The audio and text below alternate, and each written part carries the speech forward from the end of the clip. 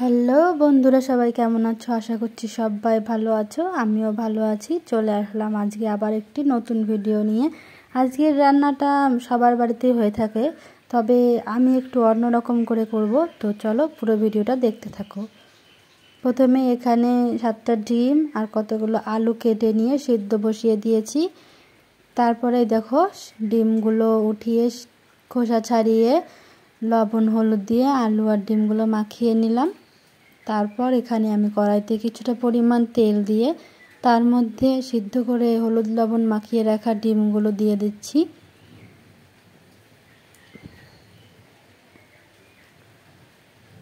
ডিমগুলো দিয়ে উল্টে পাল্টে বেশ লাল লাল করে সুন্দর করে ভেজে দেখো নামিয়েও নিয়েছি।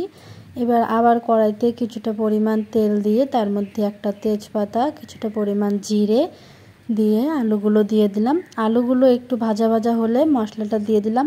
এখানে ছিল আদা, রসুন, পেঁয়াজ, কাঁচা লঙ্কা আর 2-3টে শুকনো লঙ্কা দিয়ে বাটা। তারপর এখানে মশলার সঙ্গে আলুগুলো ভালো করে কষিয়ে নিয়ে তারপরে ভেজে রাখা ডিমগুলো দিয়ে দিলাম। ডিমগুলো দিয়ে আরও কিছুক্ষণ কষানোর পরে পরিমাণ মতো জল দিয়ে দিচ্ছি।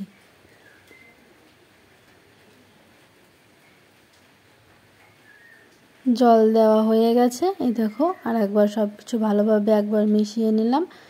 ঝোলটা ফুটতে আরম্ভ করেছে। এবার ভাজা জিরে বাটাটা এর মধ্যে দিয়ে দেব। তারপর এখানে দিচ্ছি কিছুটা পরিমাণ গুঁড়ো গরম মশলা। তারপর আরও কিছুক্ষণ ফুটিয়ে তারপর এবার নামিয়ে নেব।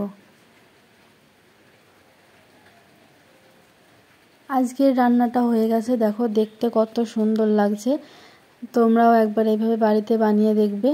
আশা করছি সবার ভালো লাগবে। আজকের ভিডিওটি এই পর্যন্তই। ভিডিওটি ভালো লাগলে চ্যানেলটিকে সাবস্ক্রাইব করে লাইক, কমেন্ট, শেয়ার করে পাশে থাকবেন। দেখা হচ্ছে পরের ভিডিওতে। ততক্ষণ সুস্থ থাকবেন, ভালো থাকবেন। নমস্কার।